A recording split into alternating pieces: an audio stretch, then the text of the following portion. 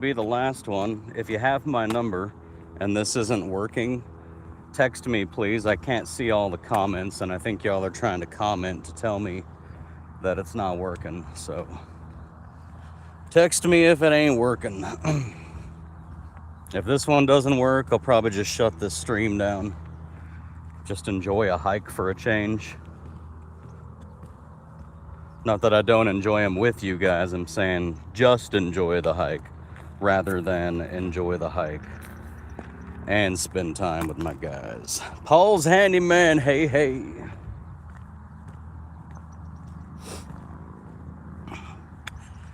Looks like one person's in here. Jordan Willen, good morning. Cool. Paul's Handyman said, I see you now, and it doesn't seem laggy. Something's going on with YouTube Studio this morning. For sure.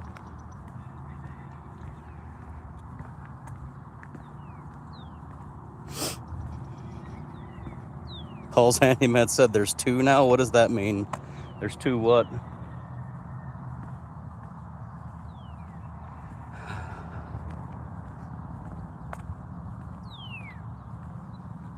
This is my third hike today. Here. Two. Do you mean you're seeing two views of me or what? I don't know what you mean, sir. There's a northern cardinal. That's the ray gun bird. It's a pew-pew gun on Starship.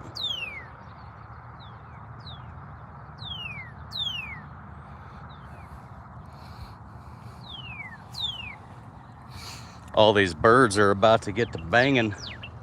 It's that time of year when the birds bang. Beautiful.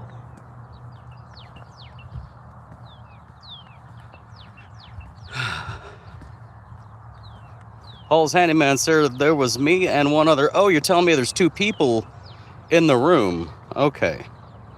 Yeah. And on my end, it's saying there's only one person, even though I'm getting... Oh, there we go.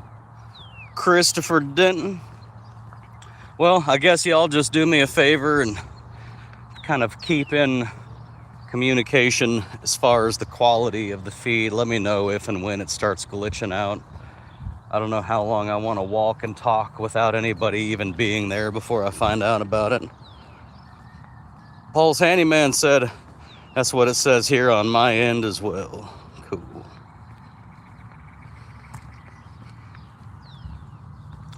I can deal with that. I'm not too concerned with how many people are in here or how many people it says are in here. I just want to be able to read comments, because if I can't read comments, then I've just got to come up with shit to say for an hour and a half, 2 hours.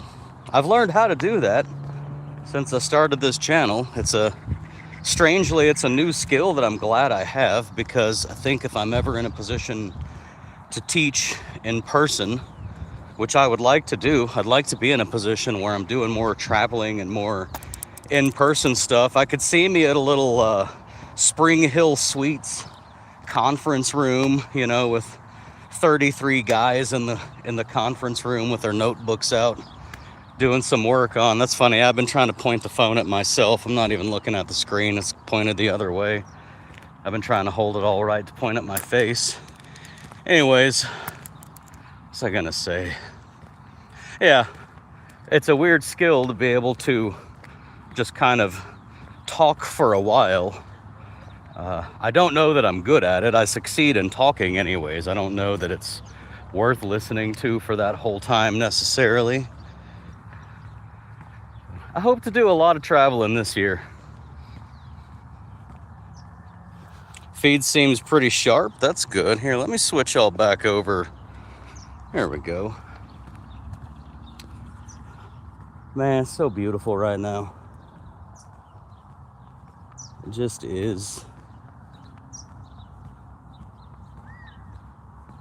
These things, though, these flowers here, I swear they're destroying my sinuses. I think I got over being sick a couple days ago, and I can't hardly tell, because it's allergy season. And I didn't have allergies until a few years ago, and it makes me wonder what happened. Like something must have hit my immune system this time of the year a few years ago to just suddenly cause me allergies. Oh man, you know what too? See, there's this thing with allergies. We'll just use the word concurrence. It may not be the perfect word for it that a specialist would use, but we'll call it concurrence. It's one of the big reasons like kids are allergic to peanut butter, among other things, is when you get a particular harm caused to your body, not a physical harm, but an immunological harm. When you have severe harm like that, one of the things your immune system is going to do is it's going to kind of look at everything that was circulating in your blood at that point, everything you were being exposed to. And if anything seems out of place or has a larger representation than it typically would, so like all those yellow flowers back there, all that pollen from the Palo Verde, you could get a particular type of sickness or some kind of poisoning or God knows what, get a vaccine, and that'll happen. You'll develop an allergy to something you didn't have an allergy to before, simply because of that. And I'm putting all this together right in this moment because the truth is, I was just telling my wife last night, I said, last year, I definitely had allergies, like the kind of allergies where I couldn't tell if I was sick or just had allergies, which was kind of concerning because it's not a normal thing for me. But then the year before that, I don't think I really understood that I had allergies. I think I thought that I was just sick. Anyways, here's the thing. I'm looking at the time of year and I'm going, okay, so if this is happening when all the Palo Verdes are blooming, what could have happened to me 3 or 4 or 5 years ago, right around when the Palo Verdes were blooming? And I'll tell you something. My twins were due in June. In fact, they were born in June. We actually purposefully made sure to have them a little early because they were twins. It's dangerous for them to stay for the full 40 weeks. But they were due in June, and I can't remember the exact number of months before they were born that this occurred. But when we were entering the phase of pretty soon they'll be preemies enough that if something goes wrong, we'll be able to pull them out and they'll survive, And right around that time, and Emily was in and out of the hospital because it was a identical twin pregnancy. And so, yeah, they came and said, basically, if you don't get the COVID vaccine, because at the time the deal was if I did get the COVID vaccine, they still weren't going to allow me into the sonograms and stuff. It was just that time. It's when everybody was home. Nobody was working. The country was trying to figure out what the hell we're doing with this whole COVID thing.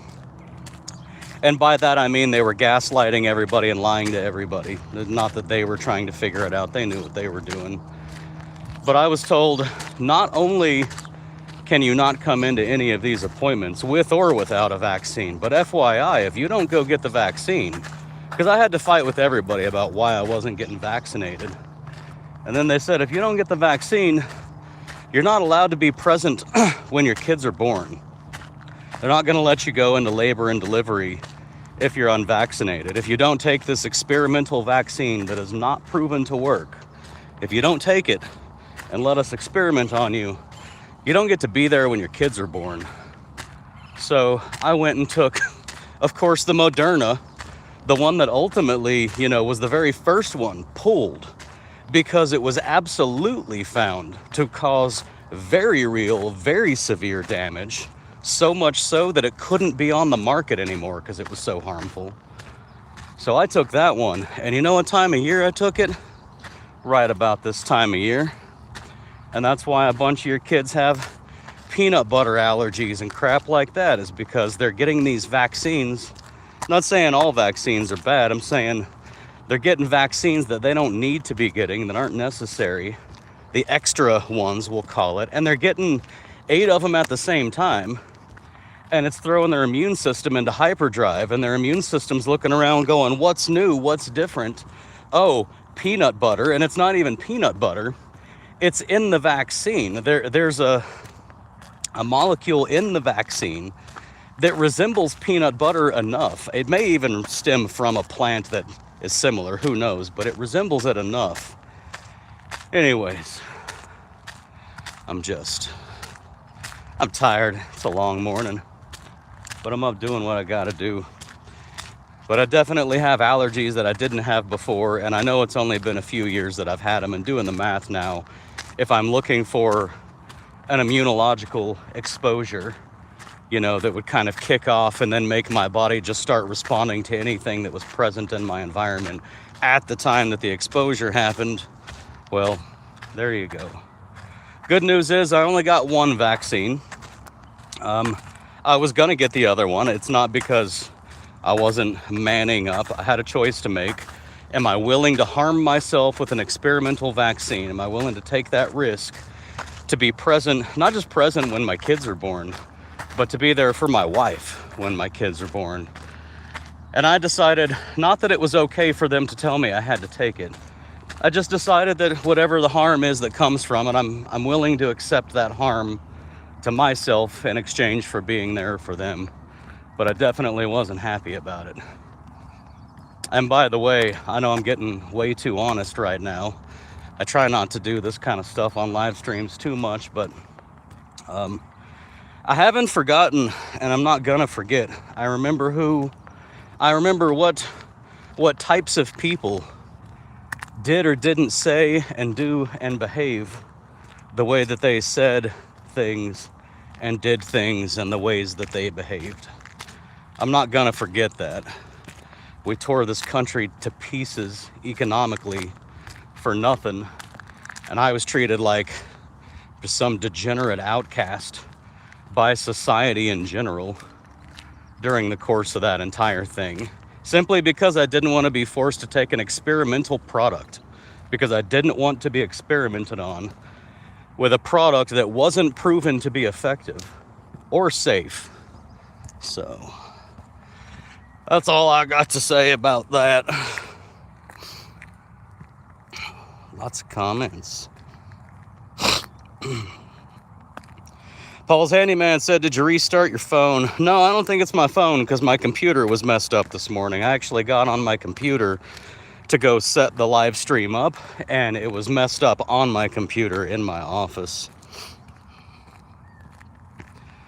Paul's Handyman said, there was me and one other person. Christopher said, good morning, sir. Paul's Handyman said, that's what it says here on my end as well. Paul's Handyman said it's actually pretty good right now. That's good. Jeremiah, hello. Paul's Handyman said the feed seems pretty sharp. Thank you for the updates, man. It helps. Paul's Handyman said, hey, Jeremiah, LMAO. I was wondering, it's kind of cool to watch this angle. I remember what I was doing when you said that. Edward, welcome in. Declan something said, monster. Paul's Handyman said, I'd say you're pretty good at talking, full of knowledge. I like to share, you know. I don't know that I'm full of knowledge, but I do like to share whatever I do know. Travis, good morning, Travis.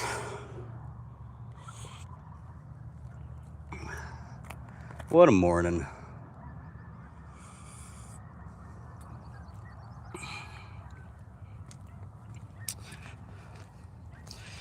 Declan said, are you all-American FFS? Man, I don't know what FFS means. I'm all-American, I guess, but I feel like you're asking me a question that I don't understand. He's got a look of Shaquille O'Neal. Yeah. Don said, I was looking into starting up last fall. Things fell through with my living situation and I had to move. I'm now near Gainesville, Florida, and really just need a job. I hope you find one, sir. Paul's Handyman said, do you have some tools? Oh, you're talking to Don. Yeah. Mike Neal, good morning, sir. Paul's Handyman said if you have a few extra dollars, you might be able to go around with a couple of toilet fill valves and ask anyone if they have a running toilet, and you can fix it for 50 bucks or whatever you want to charge. I agree. That's what I always say. Man, you can go door to door for toilet fill valves. Mike Neal in here. Mike's got I don't want to say a plan. I think he's planning on just running his business continuously like he is. But Mike Neal's got some ideas up that alley too. Paul's Handyman said, that is, Dawn, if it's hard for you to get a job or even just for extra money. Mike said, yeah, I didn't take the vacation either. I think Mike's talking about the vaccine. Feel free to use all the words you're not supposed to use on this channel. We can talk about ivermectin, vitamin D, vaccines. You can call it the jab if you want. I don't care if you took it either. I don't care if you took it. I don't care if you didn't take it. I don't care if you still to this day tell people that they should or shouldn't. Everybody's entitled to their opinion. But everybody's not entitled to telling me that I can't see my kids born if I don't take an experimental vaccine that has not been proven to be effective or safe. At least not at that time, and I doubt it has still to this day. I've seen lots of conflicting information, and that's just kind of how science works. You get a lot of conflicting information, and eventually there's some kind of consensus. But what I do know is at that time it was brand new and nobody knew anything about it. And you can't have long-term safety studies. Listen to this. You can't have long-term safety studies on something that hasn't existed long-term. Not only had the vaccine not existed long-term, the technology that the vaccine was built on had not yet existed long enough for true long-term studies, even to see if the technology was very safe, much less our specific vaccine. And then, like I said, the one they made me take, well, they didn't make me take a certain one. They just said you have to get a vaccine or you can't be in here when your kids are born. So the one that was available to me, the one that I could go get right then and there to make sure that my wife didn't end up going into labor and having to do that whole thing on her own, that one was Moderna. And it wasn't even a week and a half after I took the damn thing that they pulled it off the shelves and told everybody it was dangerous. So I guess we're getting all conservative today. Right-wing extremist talking points today. Probably because I'm tired. My lip itches. My lip or my nose or whatever.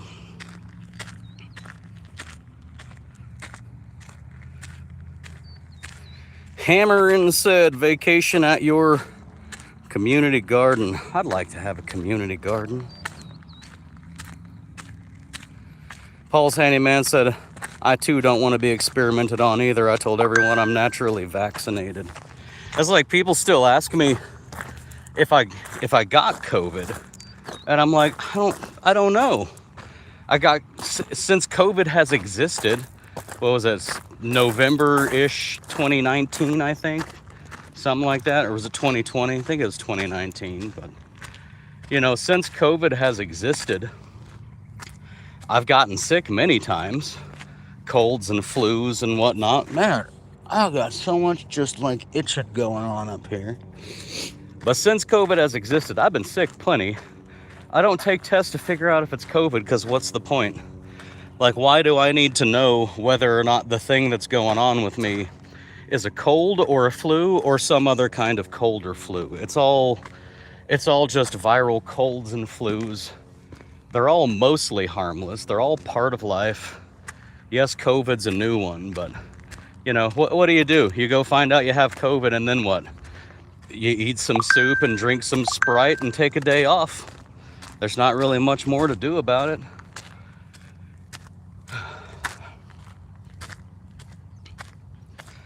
Paul's Handyman said, I'm not doing anything today, so I'm quite talkative. Cool. I'm glad you're in here, bro. I'll check your package out today. Like I said, you may have to email me a reminder. You know me, I'm always balls deep in like 1,000 different things, trying to get everything running, everything working, and everything on task. Now I'm using AI for everything, so it feels like most of my day is spent just sort of directing AIs and correcting AIs and trying to remember where I'm at on each of the 8 projects that I kind of have 8 different agents all running simultaneously. So shoot me a reminder in my email if you don't hear from me within a few hours after me getting home. Mike said, I'm still sick, been about a week, but it's not getting worse, so I'm letting my body deal with it, building my business and immune system. There you go. It's what I just now did. When I got sick, I did not go to the hospital for it, and I stayed sick for a little while, but you know what? It wasn't killing me. I was still, not just able to, I was live streaming, even doing these hikes through it. So I was still able to get out of bed and be Ray Duke and be present.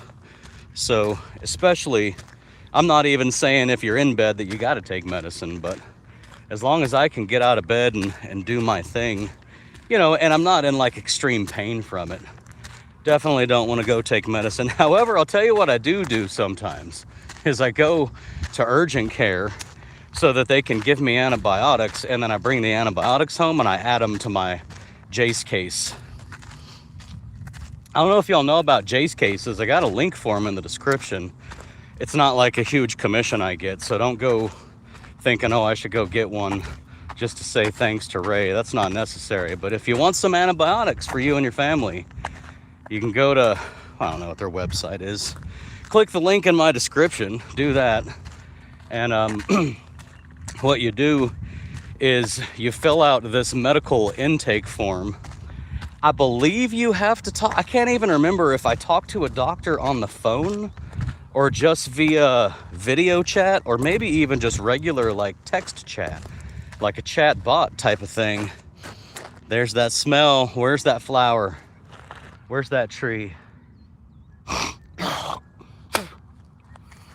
don't see it. It's got little round yellow flowers. But anyways, you go to Jace and you fill out that form, and basically a doctor prescribes to you.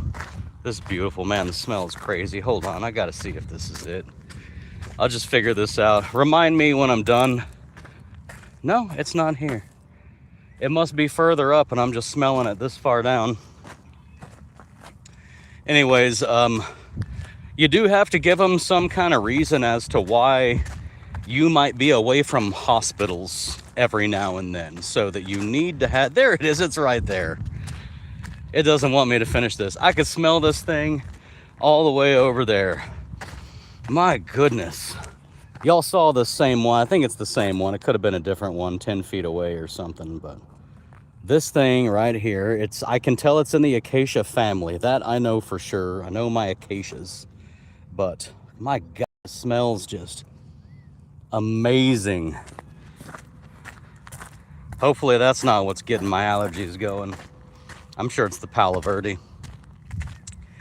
But, so yeah, you convince the doctor. Basically the deal is, hey, sometimes I'm not near a hospital and it would be unsafe for me to not have access to a hospital and need medication.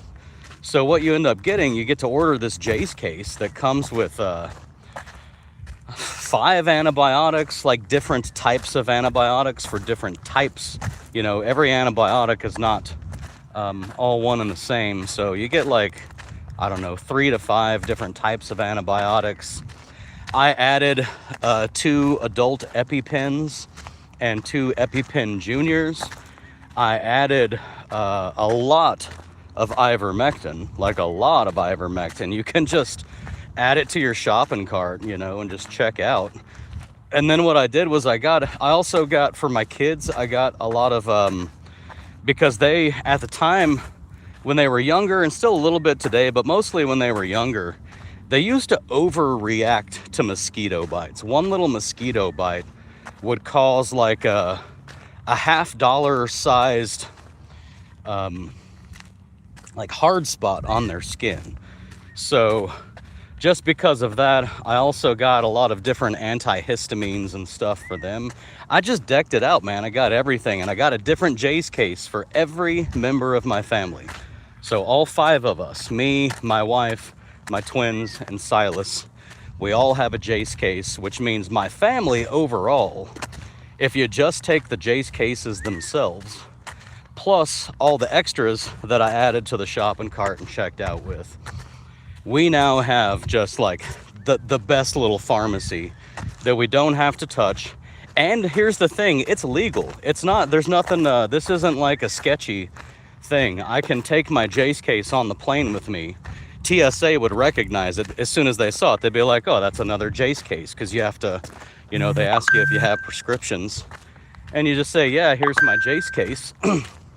So, where was I going with it? Anyway, you can fly with it. It's got your name on it. Those are prescription medications prescribed to you. The idea is that, you know, if you can go to the hospital, you go to the hospital. But if you can't, you know, then you have your Jace case. And then on top of that, what's really cool is if you use it, like let's say you do a call-in. Let's say you're, you know, you got whatever, the flu. I've got Theraflu in my Jace cases too.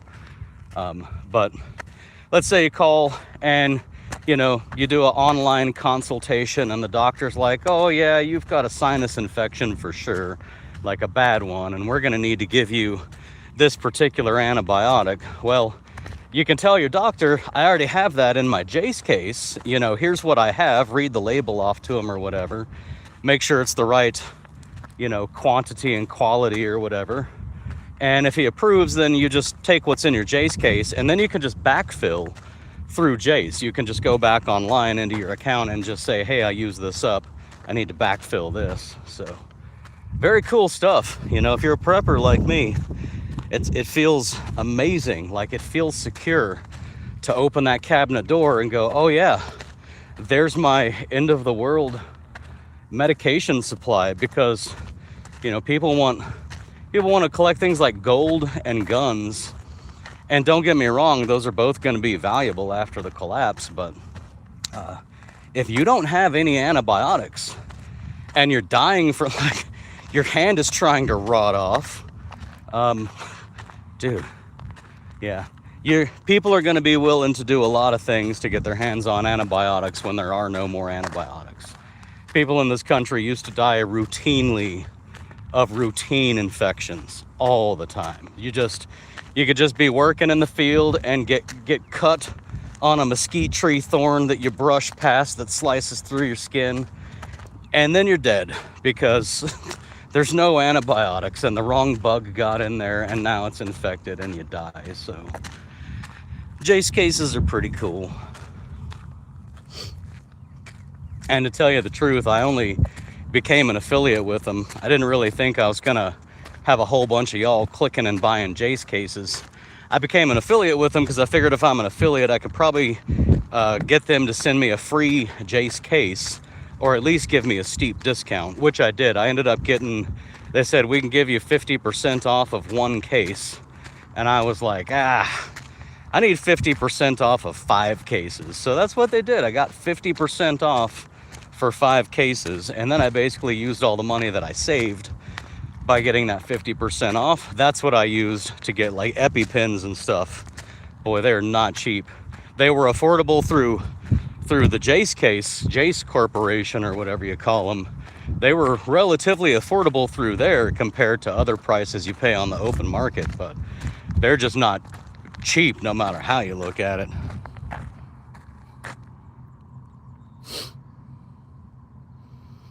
Paul's Handyman said, I'm with you now. Sorry to hear you're sick, bud. Paul's Handyman said, will do, Ray. I'll send the reminder here soon. Mike said, finished taxes this weekend. Wasn't too bad. Only had to pay $12K. Man, I'm surprised you had to pay anything. That's crazy. It's not crazy. You probably just have it's probably better that you're paying the $12K. I've been amazed, though, just seeing the magic that accountants can work while remaining legal. So much so that for most handymen, like if you're doing 70, 80 a year in revenue, you know, and then you're keeping 55 of that, you shouldn't be paying anything in taxes by the time the year's done. You really shouldn't. So many new things become tax deductible the moment you open a business that anything you would have paid making 50 a year at some other job, all of those taxes should be. But I mean, Mike, you're doing pretty well for yourself, so that probably has something to do with it. Oh, look, Inca dove. We got different types of dove here. Those are Inca dove. There's more of them. Yep, there they are on the ground. When you're hunting for them, that's how you find them. So you just look on the ground near the bushes. Everybody likes all this rain we've been getting.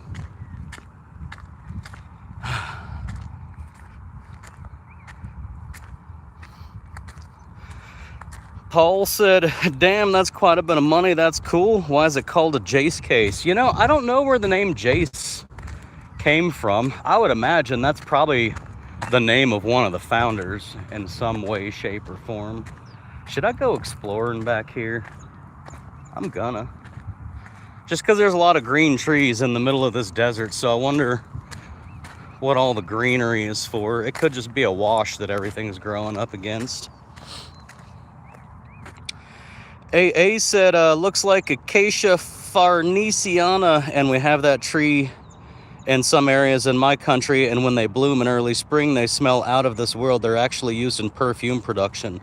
I'm not surprised they are, man. I've literally been telling people this year, since I've been smelling that thing, like in the last week, I've been telling everybody about it, and I'm like, it smells like a cross between, something like a cross between lavender and a rose or something. Like it is an intense, like an extremely intense and extremely pleasant smell.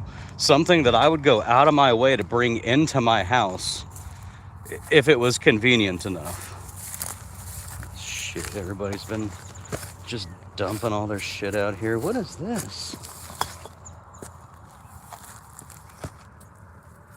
Dude, what is this?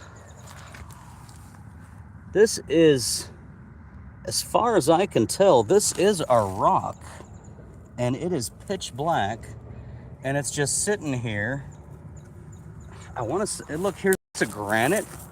What is a piece of granite doing down here? Ugh. All right, I want to break this black one open and see what's going on here.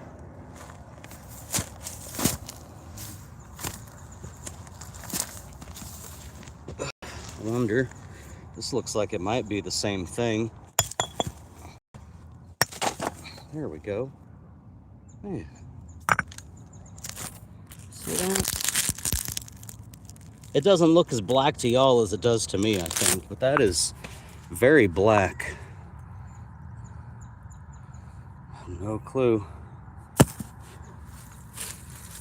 And why is there such a strange, I know my neck of the woods, if that makes any sense. This is a very strange assortment of rocks. There shouldn't be granite down here near my house. Oh, interesting. Okay. Here's granite, actual granite, like from a countertop here too. So this is all fill. Yeah, so somebody, perhaps a mason, perhaps a handyman, or just some random contractor for some reason has just been dumping stuff down here.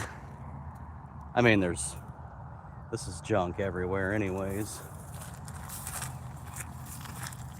Got grasshoppers everywhere. What a spring. This is a unique spring. We had a wet enough, like late winter rains, that everything just really bloomed this year, and that's going to be good for the grasshoppers. It's going to be good for the mice. It's going to be good for the things that eat grasshoppers and the things that eat mice. It's good all the way up the chain. When you can just simply get more things to grow, then the whole rest of the chain all the way up is in better shape.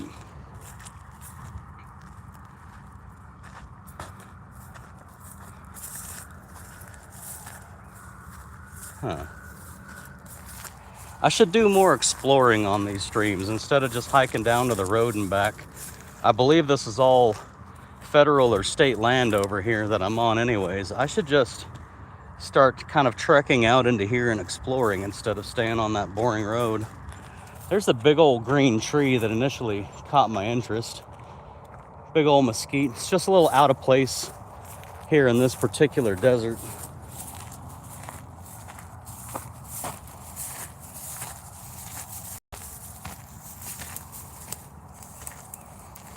Man, it smells nice out here.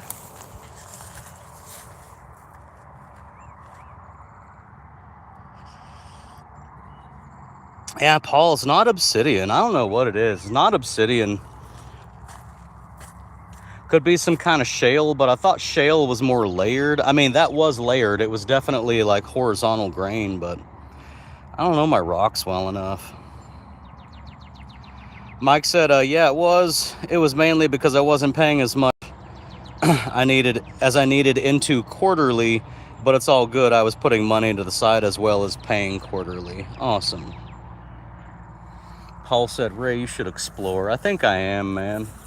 I mean, I kind of already am right now, but I think I am going to continue and just explore.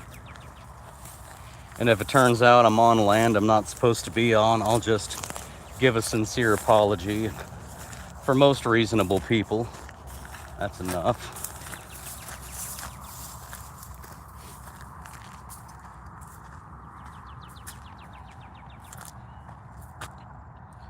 Paul said shale is definitely layered, but I don't think it had a black interior. Mike said I have the meeting with the movie theater to see what they have to say, but I think you're right, Ray. It would need to be in the ballpark of 80K. 100% if they want full time. If they want something close to 40 hours a week out of you. Now, I gotta say, for that 80, man, I don't know, still, that does end up being a lot more work. You end up having a boss again. But at the same time, 80 ain't nothing. And if I can get 80 plus some PTO and like all the other normal benefits, so basically you treat me like a normal employee with great benefits, but you also pay me 80 instead of 50. If I could get a deal like that, I'd probably be willing to even be on call for that.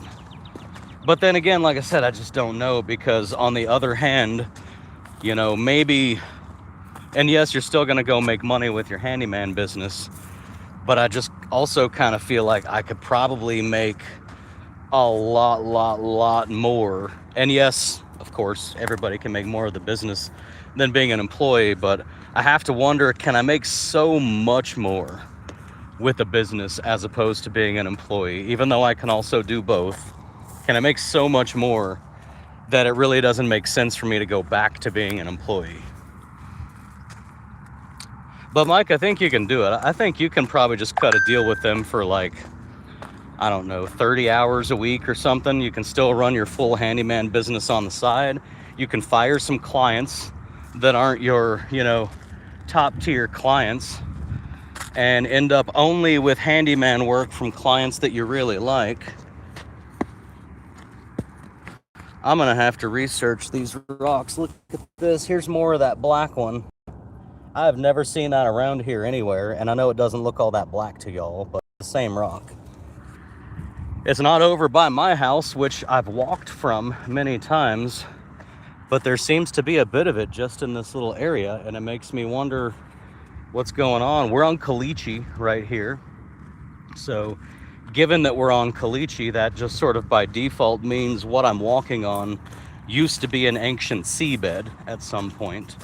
That's just a given because I came from the Permian Basin in Texas. So the Permian Basin, it's the same thing as here, really. But I don't know what inside an ancient seabed would ultimately harden into a black stone. And it had that high-pitched ting to it. And it also broke relatively easily.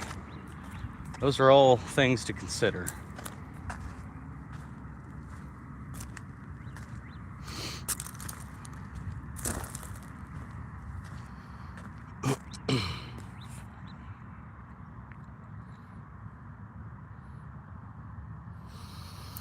Handyman said, what about the movie theater?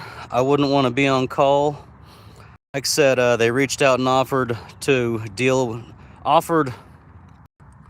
They want to work with Mike on having him be in charge of all their maintenance. Tim said, just got my taxes done last week, did 25K revenue part-time, and I still got 11K back from my W-2. God is good. Good job, sir. Paul said, oh, okay, is that what you want? Paul said, nice, Tim. Paul said, Ray, maybe it came from somewhere else and got washed in. I mean, that's, you know, that's my first go-to. That's what I said when I found the first little batch of it, because it was over there where it looked like some contractor had dumped it. So, you know, yeah, my first initial reaction to it was, oh, this is something from some other part of Tucson, because we have mountains made of granite. We have granite here. We have a bunch of igneous formations elsewhere. We have a whole lot of stuff here. We go up and down through a lot of different elevations and a lot of geological history. It's just when I found another one, you know, a good 150, 200 feet away that just seemed like it was just chilling there, it made me wonder, did I just happen to stumble upon another one that was dumped?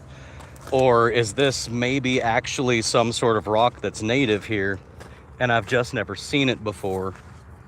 Or there's a dirt road I'm walking down, you know, most days. I'm not on it right at the moment, but that dirt road that I walk down, that gets built. People bring in truckloads of stone and whatnot to build those. So it very well could be that at some point in the past, and I think the Arizona Canal goes through here somewhere. We've got a lot of underground utilities here. It could have gotten dug up, or it could have been fill or backfill that was brought in.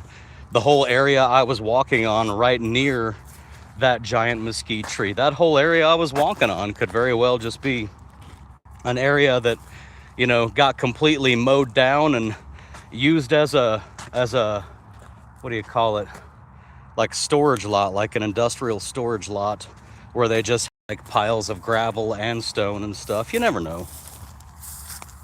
I just like to pay attention, and I get curious a lot when I find things that don't seem to fit the normal narrative. It's sad how much stuff people have dumped out here. There's a lot of dumping going on.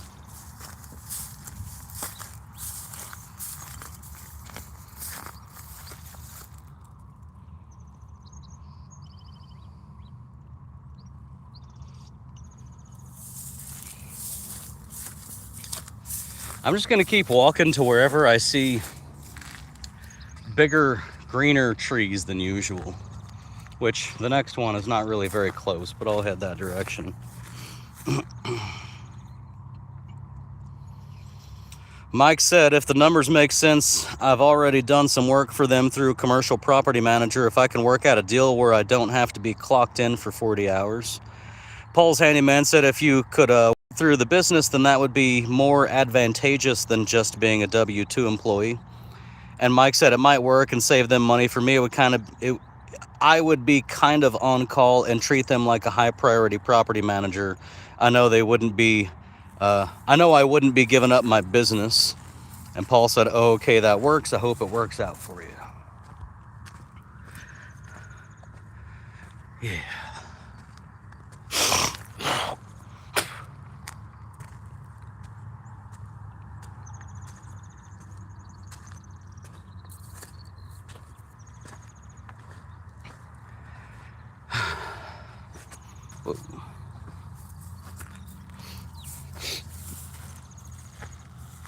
Oh. Hey, here's something some of y'all, if y'all do have allergies, y'all tell me if this is a thing. The bridge of my nose hurts so bad, like really bad. The bridge of my nose feels like somebody didn't break it necessarily, but like somebody took a little stick, little twig, you know, made out of steel though, like a little steel rod, rebar. Call it rebar. Feels like somebody hit me across the bridge of my nose with a piece of rebar. Like it's in pain physically, as if it was physically damaged by something. Not like sickness. It doesn't feel like sickness. It feels like physical damage caused by some hard object. And nothing has hit me. I'm sure of that. I'm absolutely certain of that. So what the hell is it? Can allergies do that? Because again, I didn't have allergies till a few years ago. Something happened a few years ago that caused me to suddenly have allergies. And I've never had, just literally the bridge of my nose feels like I got punched in the face, man. Ooh, there's some bigger, greener trees even further over there. I get to kind of just be a kid with you guys, honestly. I can just walk around and go, ooh, piece of candy. Ooh, shiny object. There's more. Again, I know it doesn't look all that black to y'all on this camera, but there's more of that black stone. So I'm gonna say, oh, and it's mixed in with this conglomerate here too. I don't know, man.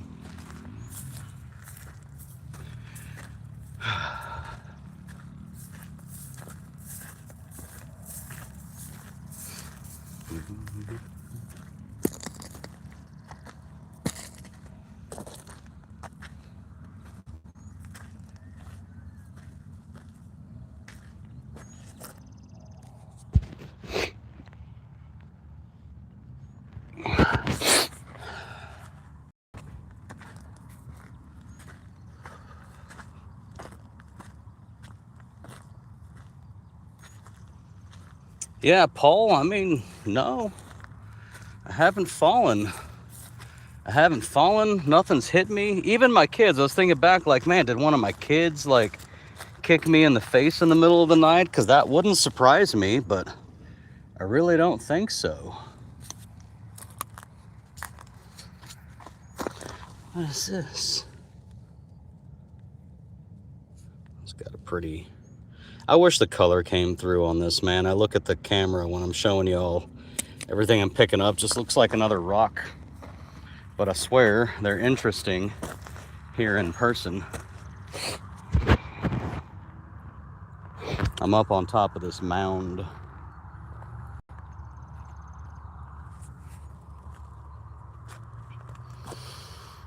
Mike said, thanks to Ray, I'm not stressed at all about it. I could walk away from the offer and feel no regrets. That would be the one getting the better end of the deal, even if it was 80K to 100K for 40 hours.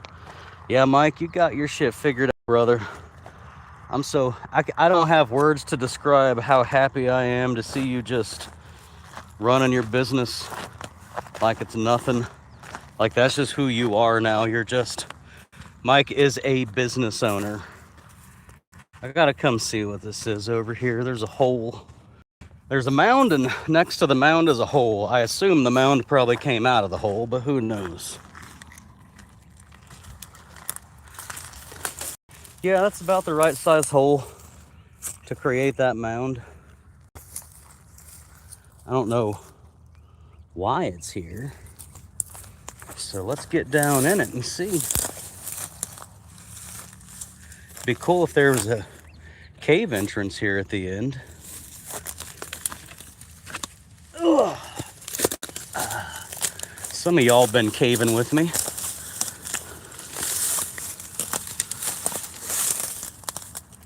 Nope. I thought there was for a brief second, but there's not. Ugh.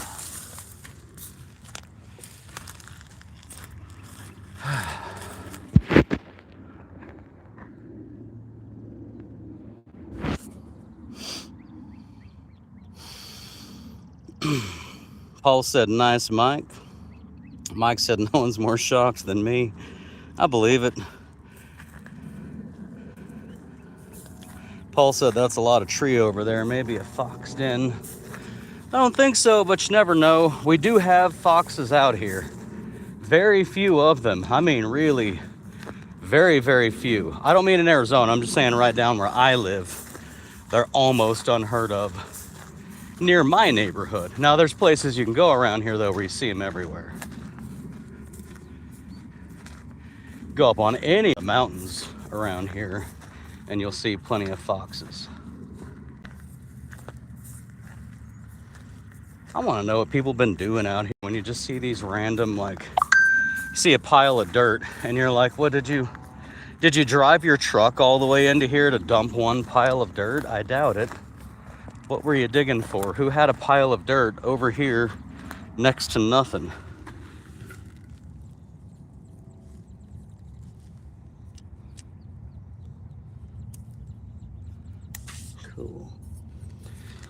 not too far from where I live, is a set of, when I call them mountains, I mean, understand I'm talking about far less than 1,000 feet tall from base to top. They're not mountains, but kind of call them mountains. But there's these hills, mountains, whatever, that are very, very, very red.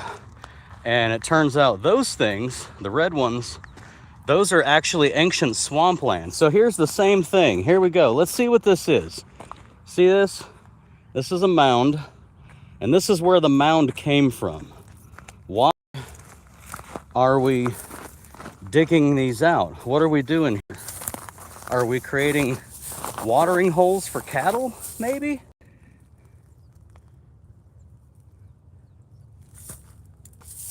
Oh, look, there's some honeybees, which tells me there very well could be and should be some cave, perhaps, because they're all going in and out of that hole, and this is a very karst area. I will get away, though, for sure, because one thing I know about the bees down here in Arizona is there's really no such thing as non-Africanized. Look at this.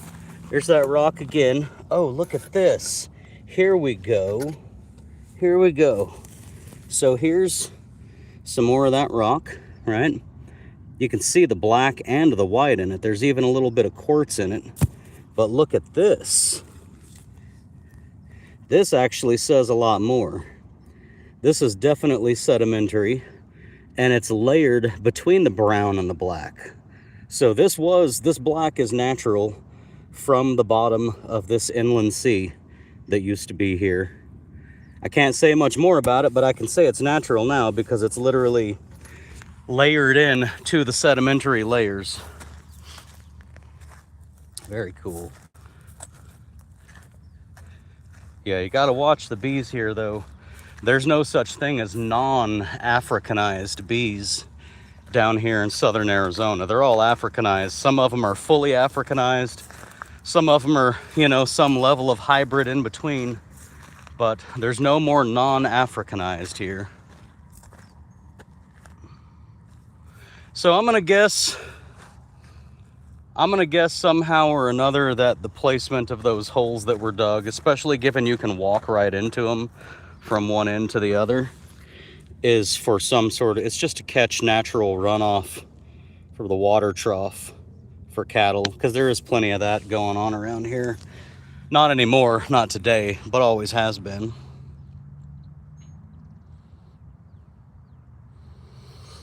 Paul said, gremlin. Tim said, Mike, what makes you consider going back to W-2 employee, as I'm going to talk with my boss this week about quitting to go all in on the handyman business. Paul said, can't wait to be able to go all in on my handyman business. Paul said, that does look a little like shale. And Mike said, at Tim, in my mind, it wouldn't be going back to a W-2. My business will always come first. I see it as being on a payroll is the requirement to get the work. Paul said, that's interesting, Mike. And Mike said, I know the manager, and he already knows I would make my own schedule. That may look like going in and doing work for a few hours, then leaving and taking care of a client. And Mike said, he even said I could come in overnight if I needed. He doesn't care. Yeah, I mean, the deal is Mike's got a client that values what he does enough that he wants to lock him in, I think, is the bottom line. I don't even know, Mike will correct me, but I don't even know if the conversation they're wanting to have is necessarily W-2, that anyone specified the type of form you'll be filling out. I think it's more about just locking Mike in and saying, hey, we don't need a bunch of middlemen between us. What if I just contracted you in some way, shape, or form so that I was a high priority client and you took care of my needs whenever I need you taking care of my needs? Which sounds like a smart deal to make with Mike.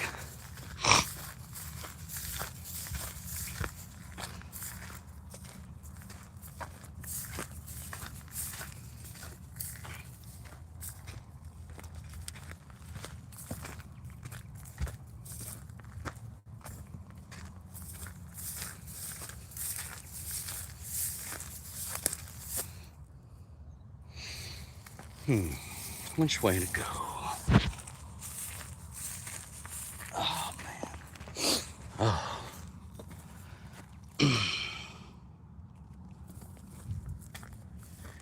All right.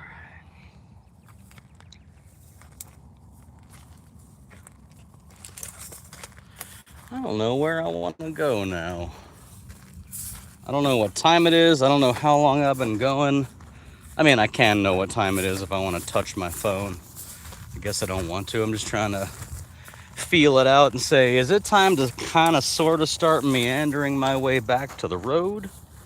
If so, do I go further that way, or do I kind of meander towards the home direction? Or do I keep... I'm going to do a big old loop. That's what I'm going to do. I'm heading away from the road at the moment, but I'm just going to do a big old semicircle that kind of lands me back on the road further over there. What is this? Poop? I have no clue what that is. Ooh, I feel some guts moving around. You guys ever go hiking and you feel your guts start moving around?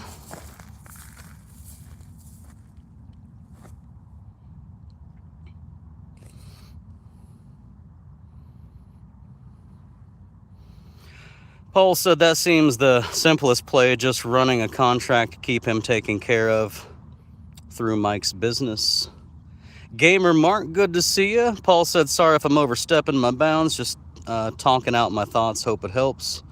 10 a.m. Central Time. Hey, Gamer, phone be getting home then, Ray. Yeah.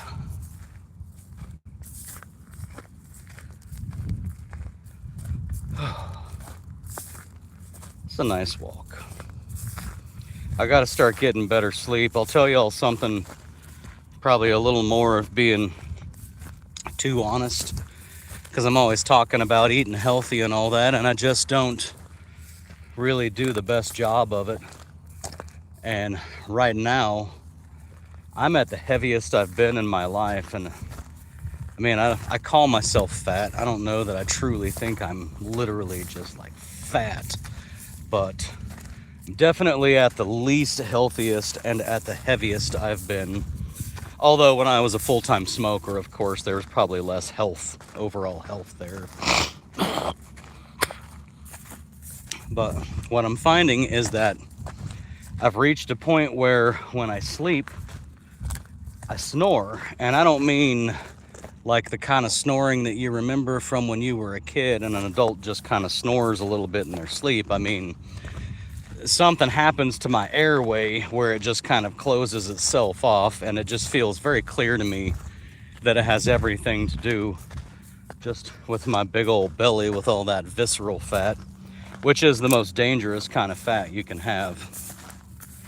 And I think what's going on lately is I think I'm literally less rested. Like before in my life, I could go to bed at midnight and wake up at 6 and just, feel amazing, really. Like that's just all the sleep I need.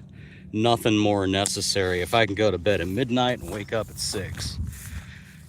Now I'm going to bed sometimes 11, sometimes 9:30 or 10. I'm kind of always waking up at 4:30 or 5, although every now and then, like today, is more like 5:30.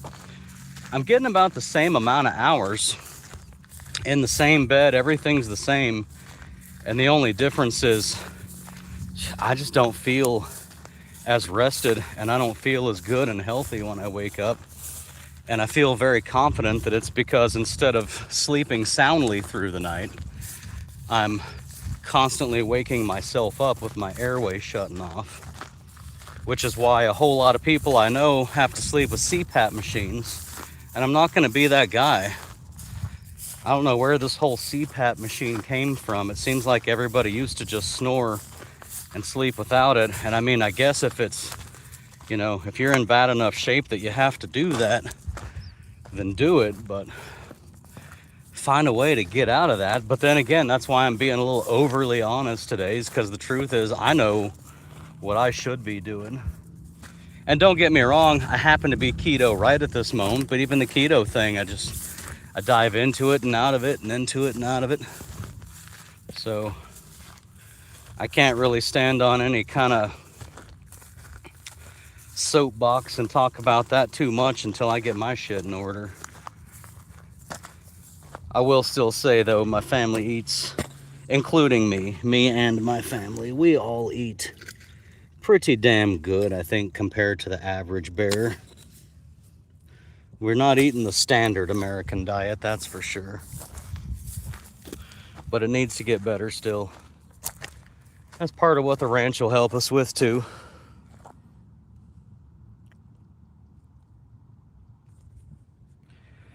Mike said to Paul, "You're good, Paul. Feel free to share your ideas. I talk about stuff like this to keep me in check. I don't have all the answers."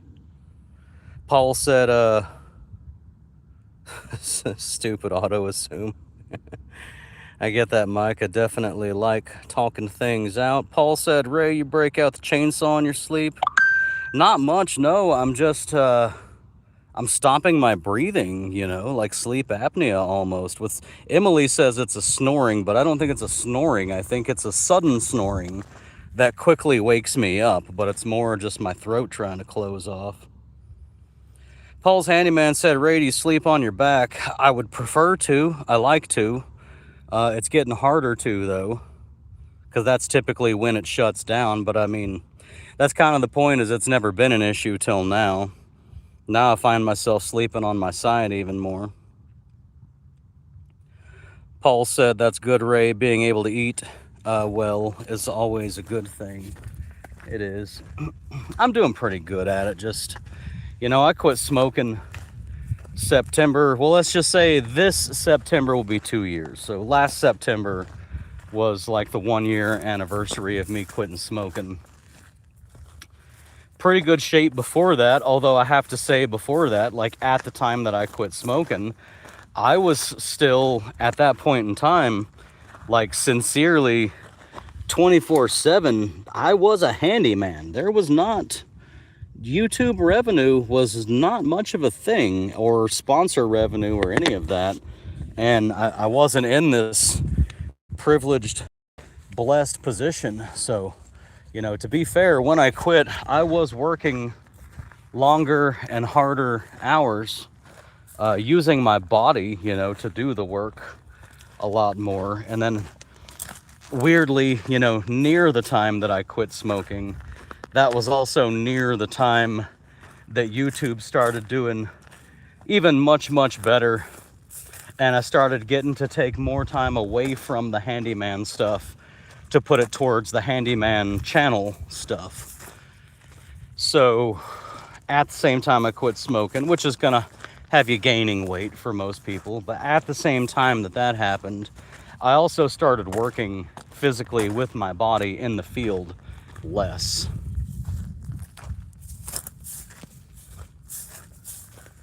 I'm getting it under control, but man, that's one thing about the smoking though, is I could just eat everything all the time.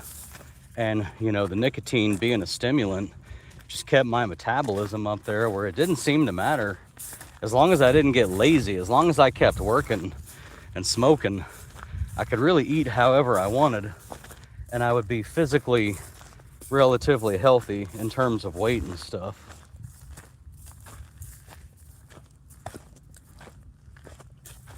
I'm gonna end up going and exploring that military land over there. I know I shouldn't, but I think I'm gonna. Not today, of course. This has been a nicer hike than just doing the thing on the road. I'm also not breathing as hard, which I guess is bad because it means I'm working less hard, but I like having a conversation while I do this.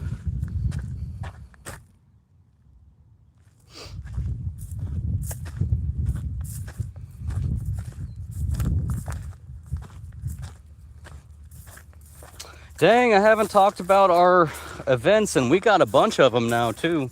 There's about to be more of them too. Maybe today I'll add another one or two. But we got our handyman networking weekend in Texas coming up, April 16th through 19th at Bonham State Park. Free for all of y'all, by the way. Meals, whoa, god dang, that's a big one there. Shit. The ground's falling in on me from all of these. Look at that.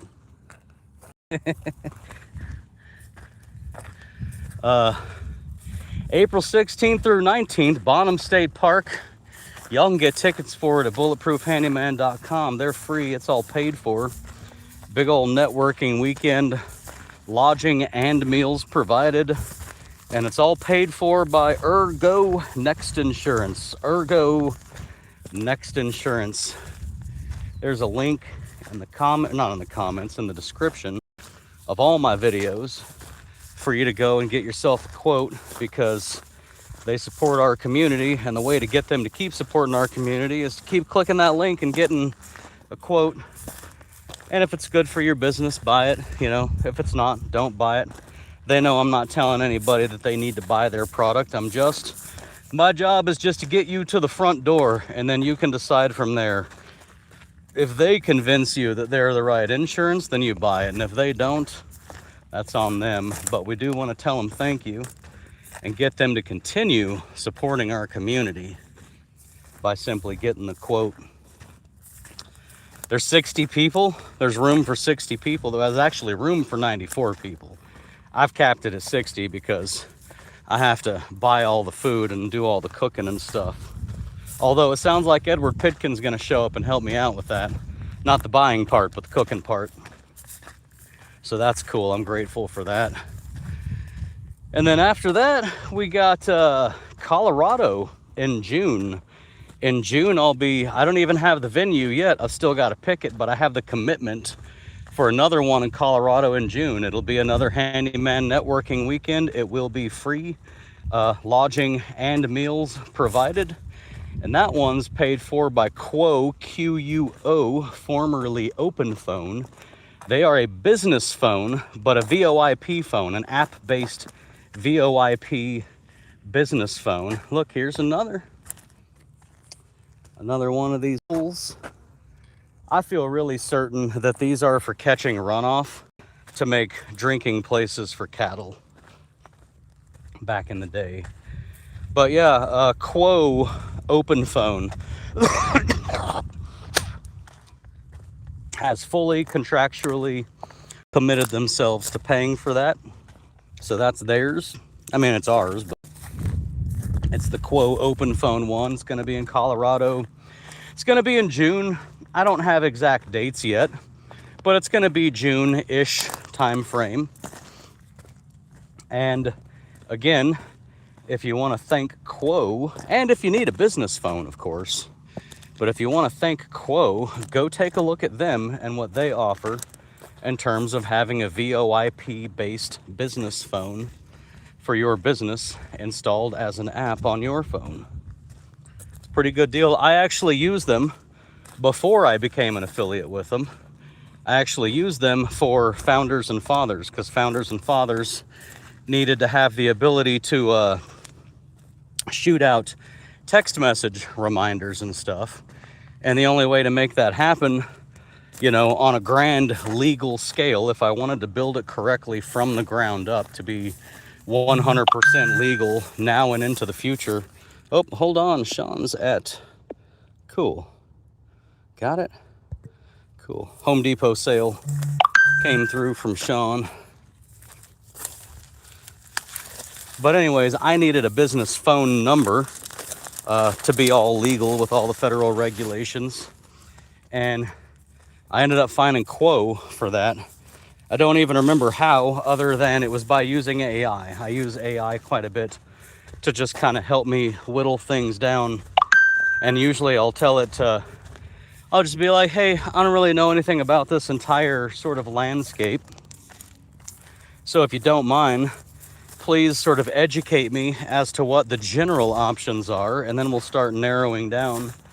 And by the time it was all said and done, I was convinced that Open Phone was the thing for me. You know what I'm going to do one of these days?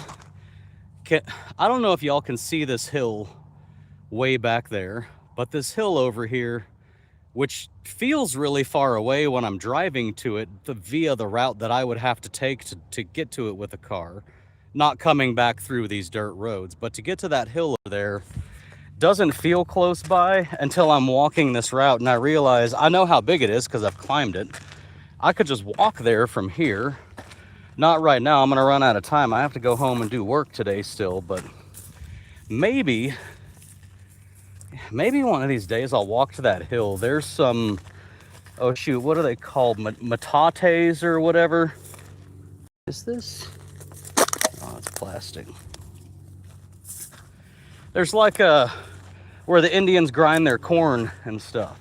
Metate, I think, is the right word. I'm probably pronouncing it wrong. I feel kind of stupid for not knowing, to tell you the truth.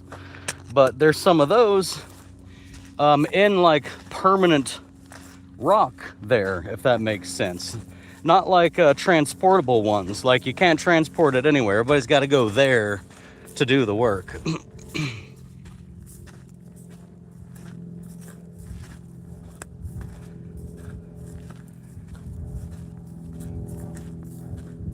Another little dirt road right here.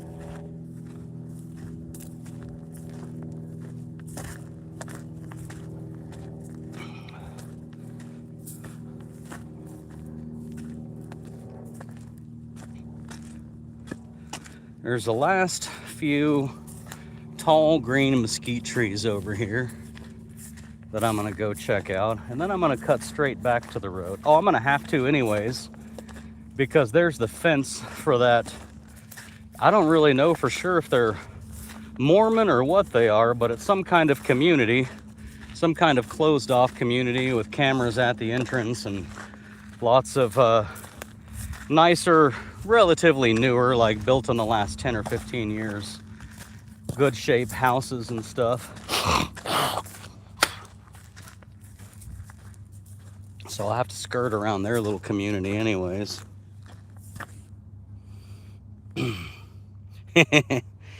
Tomato said, man, how do you maintain your beard? It ain't too bad. I shower every morning. That's something I developed as somewhere around like the 6th grade, man. I just got into this thing where I was just like, I'm gonna shower every morning. Not night, not midday, not every other, not a bath. I made it my thing. Every morning I take a hot shower. I realized that I liked them. They made me feel good and invigorated for the day. So I still have that same habit every single morning, unless I'm camping, of course.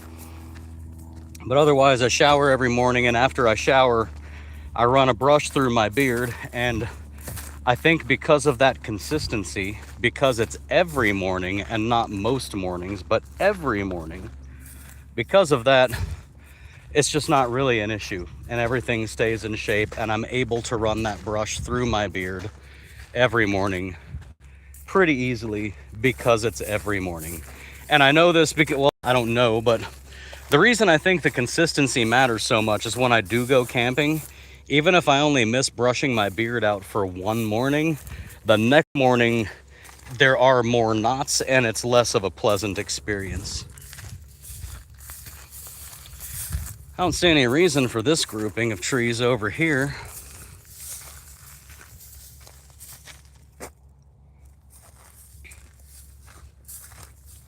Cool, well, let's head back up to that dirt road, man.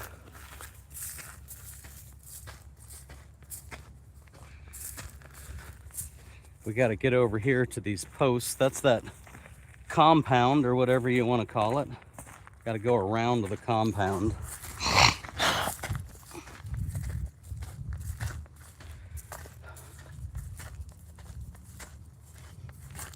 Watch, the CIA is gonna come land out here, whisk me off. Let me tell y'all some dumb shit that I used to do in Afghanistan. Oh my. My drone location, I don't know what you want to call it, our little drone compound, which wasn't really a compound at all, but we had our own little flight line and stuff at the end of the base in Jalalabad. We were right next to the CIA. CIA had these big, beautiful clamshell buildings with Predator and Reaper in there. When they were taxiing out to the main runway, you know, they'd send guys out in these vehicles with guns and stuff, blocking off the roads and making sure nobody's nearby. Just, you know, super secret squirrel shit. And what does this sign say? It's kind of the wrong, it's facing the wrong direction. Okay, well, no trespassing over there where I just came from. A little too late for that.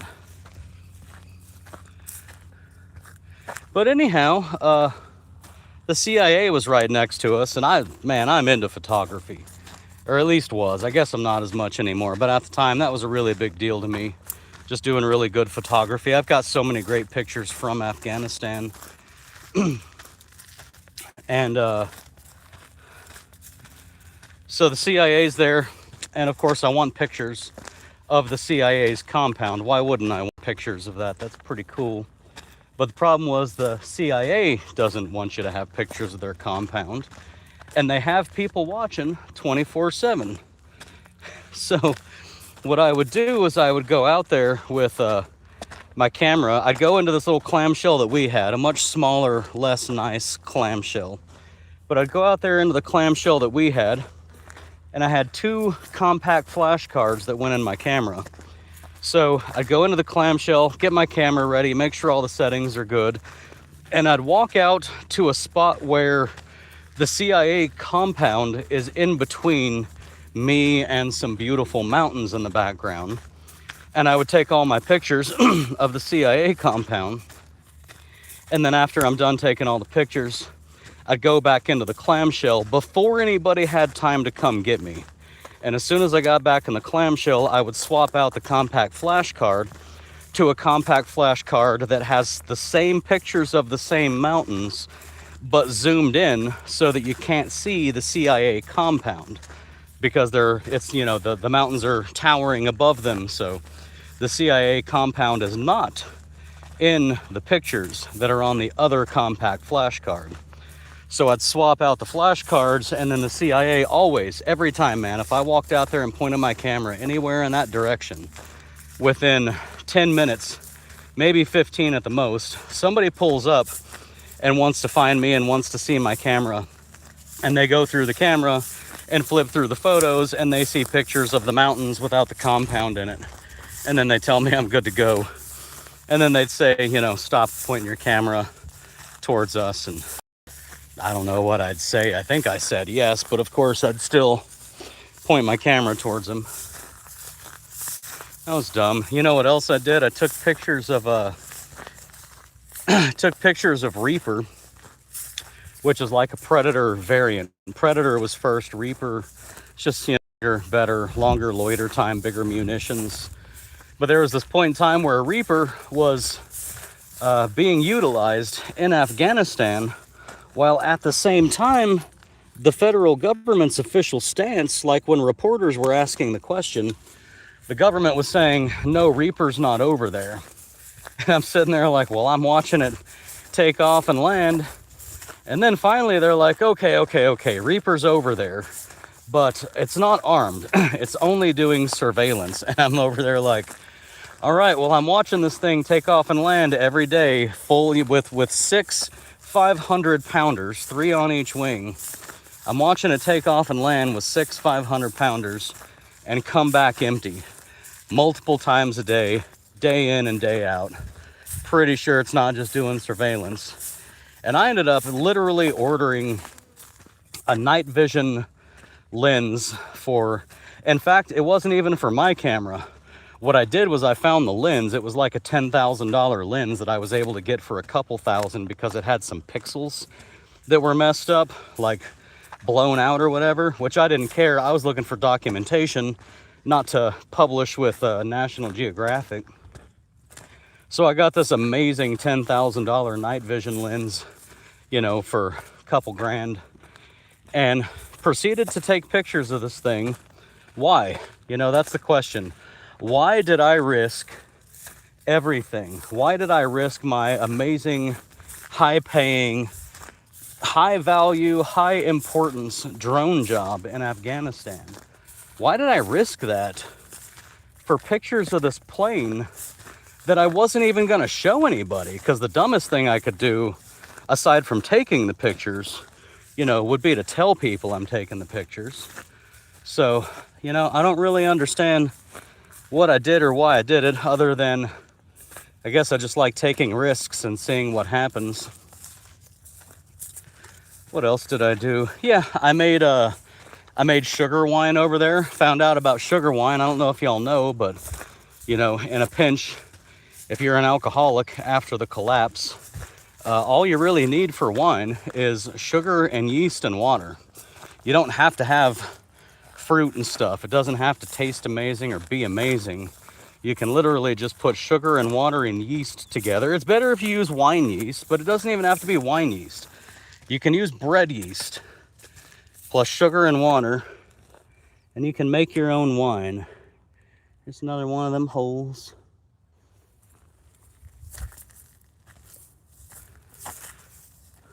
And I made sugar wine. This is in a dry country where alcohol is illegal. And had I been caught, I would have been kicked out of the country by the DOD. I wouldn't have lost my job, don't get me wrong. My job would have just sent me to a different location like Afghanistan, or I was in Afghanistan. They'd have just sent me somewhere like Iraq or whatever. But still, it was just so dumb to be even taking that chance. There's so many things I did over there that in hindsight could have and should have and would have lost me my job. And I just really don't get why I was ever willing to take that risk in the first place.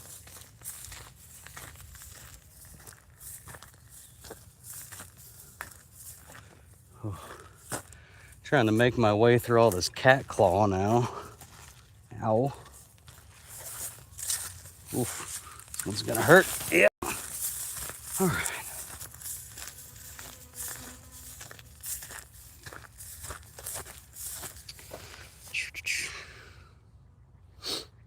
Paul said, "Oh, Ray, back to AI. I know you don't like Gemini, but I think Gemini better than ChatGPT. Seems to be more intuitive and answer my questions better." Yeah, two things to say about that. Number one, I think right at this moment in time, between those two, I think you're right. Paul Dardeau came to the same conclusion. Now, I haven't used Gemini as a large language model to simply have a conversation with recently, although I do love Gemini for some coding. Like, there's some coding tasks that I will send to Gemini, and I think it does an outstanding job on. Hold on.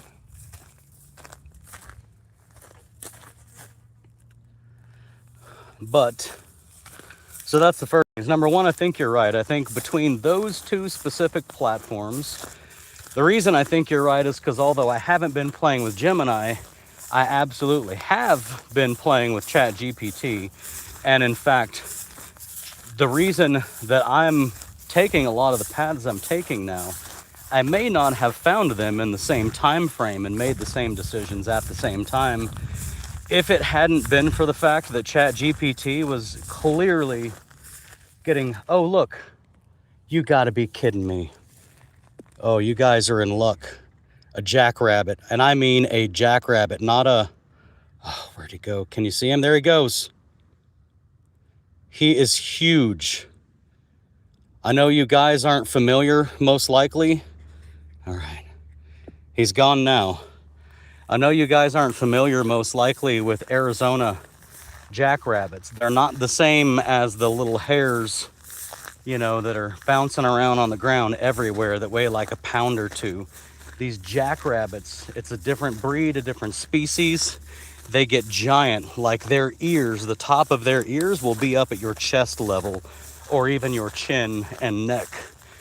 Gigantic. You think they're a deer when you first see them, and then you realize, oh my God, that is a jackrabbit. Yeah, he's gone now. I hope some of y'all got to see him running. If not, you can rewind and watch it later. But that was a huge Arizona jackrabbit. You don't get to see many of them. I think they call them silverbacks. Y'all might Google that. I think they're called silverbacks. Anyways, the reason I checked into the things I checked into at the time that I checked into them and sort of rearranged how I was doing business with AI, very huge part of that was because ChatGPT was very clearly trying to save tokens by shortcutting all of its answers, telling me to go do my own research, but in a nice way that sounds like it's being helpful, even though it's really just saying, you know, go Google it, Ray, basically. So,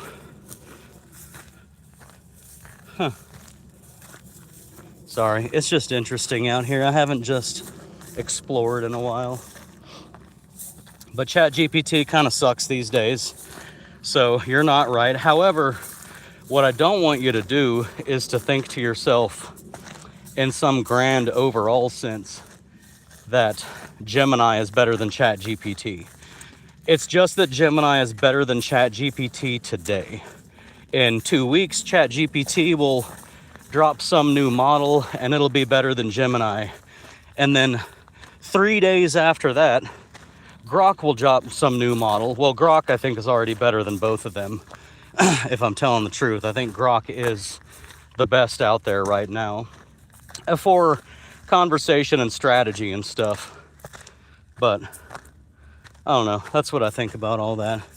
Just don't get yourself into a position where you think one is better than the other in some overall sense. It's never overall, it's just today. And who's on the top in 2 weeks will be a different answer from who's on top today. So just know that. You know, don't underestimate Google either. I'm not the biggest fan of them. I don't know how many of y'all know this. I'll bet Paul Dardot knows this. And I'll bet Scott Hughes knows this. Google, for nearly all of its existence as a business, their motto was, don't be evil. It was literally written into their, you know, corporate guidance. Their motto, the motto of that company was, don't be evil. I don't remember what year it was exactly, but somewhere right around 10 years ago, they removed that motto. Now imagine you're a corporation. Your motto's sitting there. It doesn't hurt anything. In fact, you've got tons of fans. Even though you've got tons of people who think you are evil, you've also got tons of fans who say, yeah, but Google's motto is don't be evil. At least they recognize the propensity of large corporations to turn evil. So that's their damn motto. How do you remove that motto? How is it that as a corporation, everybody got together and voted and they said, okay, on the docket today, so far, our motto has been don't be evil. However,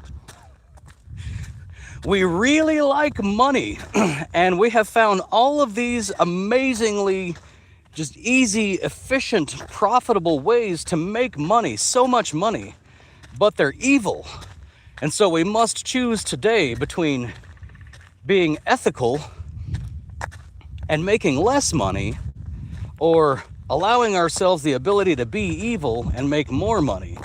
And everybody voted, and they said, yeah, let's remove don't be evil from our corporate structure. Let's do that publicly so that everybody who follows us and everybody who's on social media gets the opportunity to remind everybody that if you're wondering whether or not Google is evil, just look at the fact that they removed the phrase don't be evil from their corporate guidelines. It's no longer the motto of the company. There's a day and a time at which officially Google said we are no longer going to bind ourselves to the idea that we shouldn't be evil. So that's kind of crazy.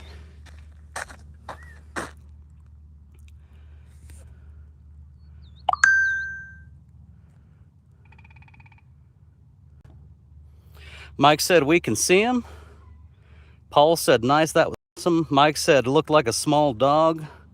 Mike said huge ears. Paul said wow. Yeah, ChatGPT has been telling me to fuck off. Yeah, that's what ChatGPT does lately. It just tries to get you to shut up. It does the opposite. It's a large language model, and the last thing it wants to do is use language back and forth with you. Yep. Richard McGuire, good to see you, sir. Paul said, I'd rather keep my ethics. Right on.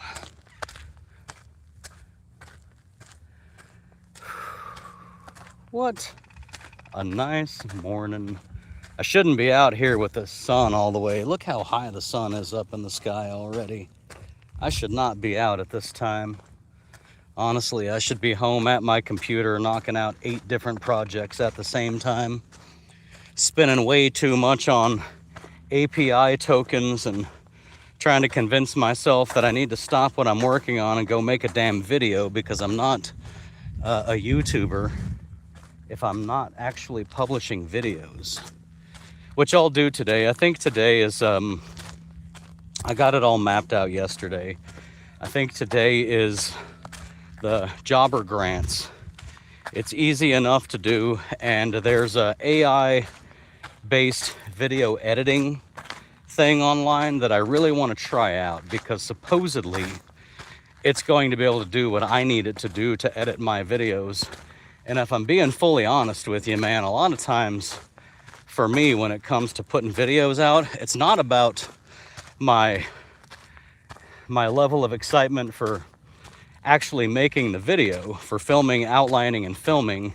It's the damn editing, just like any other administrative work. I just don't want to do that administrative work. Here's that same tree again. Let's come give it a whiff. I know y'all can't smell it with me, but dude, my God, it's just so nice.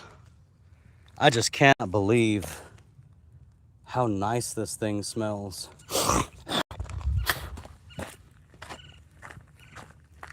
Whew. Tell you what, them guts are still rumbling around. I hope I make it home.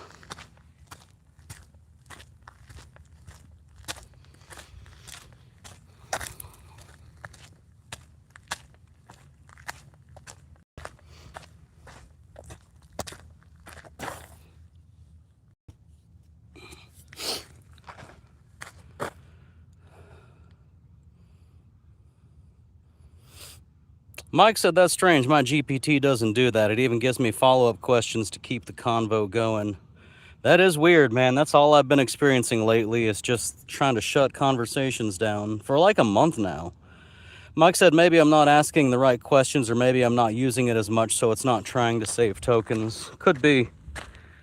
Could be. You know, another thing they do with ChatGPT that a lot of people don't know about is you don't ever truly know what model you're talking to. Depending on how you're using it, you're going to, generally speaking, have access to a certain model. They're going to tell you, you know, like, this is the model that you get at this level, you know, of plan. But what you don't know is that as long as they don't downgrade you, if you're paying for it, you know, they have to give you some particular minimum. But in your terms and conditions and whatnot for having a plan, you've also given them permission to experiment with other models on you, as long as they're not lesser models. So they'll be able to, you'll be talking to it and you won't know, unless you talk to it enough that you can just kind of feel the difference. But you'll be talking to it, you won't even know that you're actually talking to a newer, different model, and they're testing it out. They're just kind of randomly tossing it into people's conversations and seeing if those people notice anything different, if they use the model for more time or less time. Which, you know, I mean, what's your incentive there? Let's think about that. Your ChatGPT, Mike Neal is paying you $25 a month, and you have to figure out, you know, what's our metrics to figure out if we're serving Mike well. We want to know how good of a job we're doing. So we're paying Mike, or Mike's paying us $25 a month.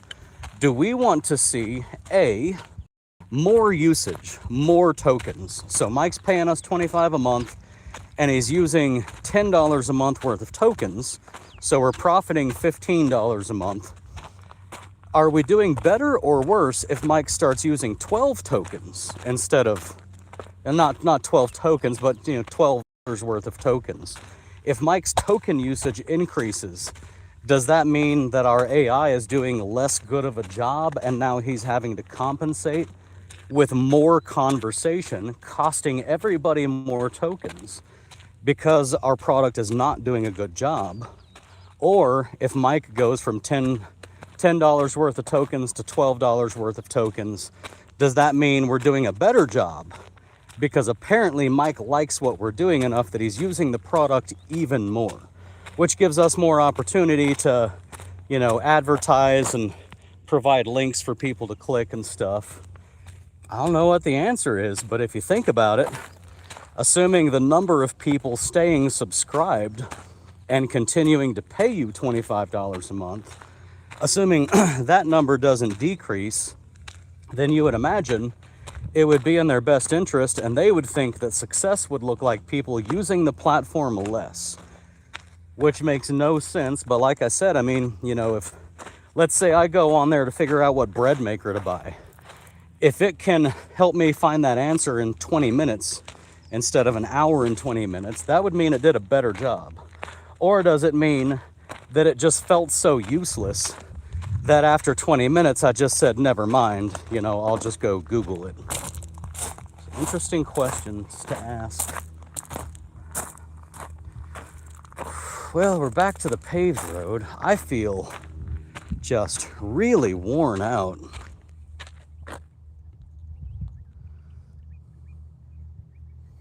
Paul said, well, Mike, then you're lucky. I asked ChatGPT and Gemini to give me property management email addresses, and ChatGPT just gave me numbers, and Gemini gave me the actual addresses. Yeah. What's worse is when ChatGPT just tells you how you might go about finding that information for yourself. When it doesn't even give you the information, it just says, oh, yeah, property managers. Oh, there's lots of property managers in Tucson. There's some big ones and there's some small ones and there's all kinds of in between. And the best way to find them is to, and then it just starts telling you sort of like what search terms to use when you're gonna go do your own fucking search. And I'm just like, I don't pay $200 a month for it anymore. I canceled it. And that's the consequence of not being useful, is I stopped paying for you. But I canceled it, like, completely. I just don't need it now. It got so bad that it made me more likely to go check out all of its competitors. It drove me into the arms of OpenClaw, which I'm so eternally grateful for. I'm spending about 10 times as much on tokens per month now, but I'm literally getting the work of like multiple full-time like secretaries, assistants, whatever you want to call them. I'm getting the most insane amount of work out of my bot now. Spending more in tokens, getting more work out of it. It has all the memory, it knows me. You know, it's even taken the place of things like, I used to go into Replit to do my coding, which is amazing, and I still do oftentimes go into the Replit software to do my actual coding. But I don't have to now. I can be talking to my bot. In fact, my bot can just message me out of the blue and say, hey, you got a feedback message on the website from Jordan so-and-so. And Jordan says he's having this problem. And I looked into it, and I think it's being caused because of this, because this line of code is saying this when it should say that, and that causes it to hit the same database at the same time, causing a conflict, and then it shuts down, and then he loses all of his information on that block he was typing in. And I can fix that right now, but you said I need your explicit approval before changing any code, so now I'm seeking your explicit approval. So it brings to me the problem. It finds the feedback on its own without me telling it to, because I've just told it. Previously, I've set it up so that it's always looking. So it just approaches me out of the blue with a problem, with a solution, asking for my permission to enact the solution, and then it enacts the solution. And what's better is it remembers that that happened in the future. So it always has all of the context of everything that I'm doing all day, every day, because I'm not really doing anything without it. It's always by my side as a, a collaborator, just giving me its own advice, answering questions, making suggestions, and generally just helping me solve problems. so that I can focus on, let's just say, oh, what's the word? I can focus on manifesting my intent. And that bot is just one of the best tools I have to manifest my intent. But that's what it's all about, is manifesting intent now.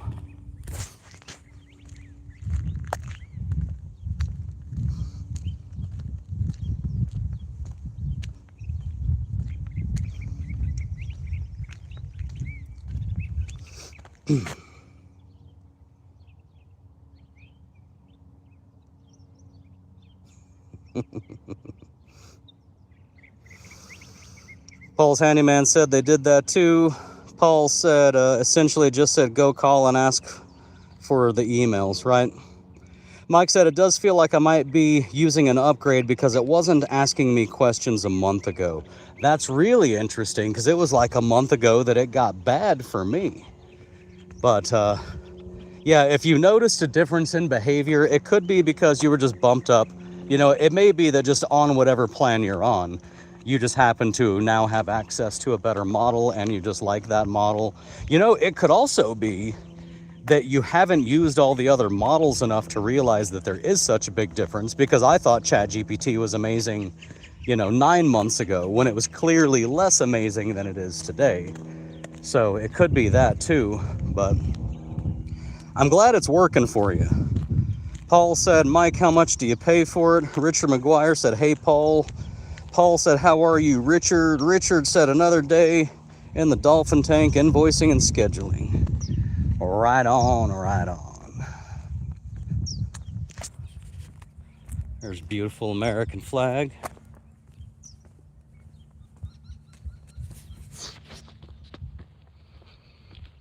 Spring will be over in like 3.5 hours and it'll just be hot again.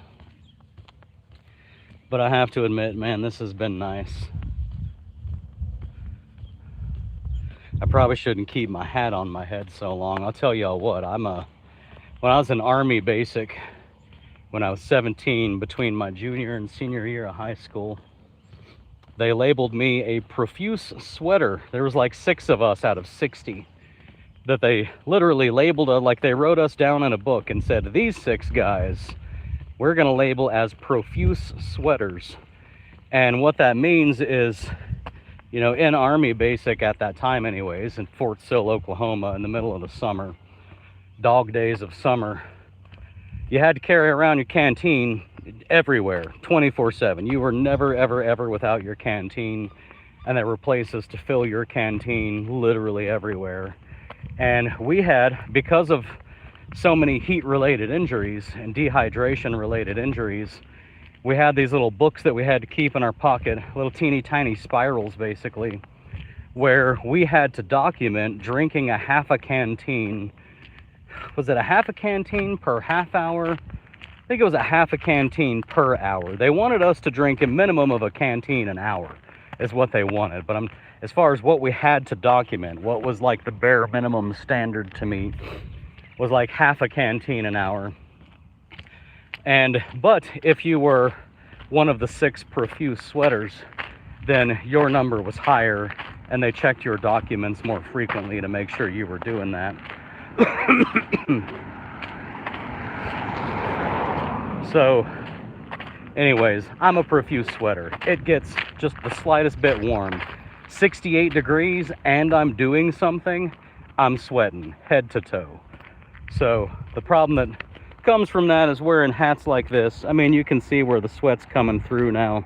It takes a little bit of that brown dye and pulls it up into the straw. But my hats will get stinky, I guess is what I'm saying.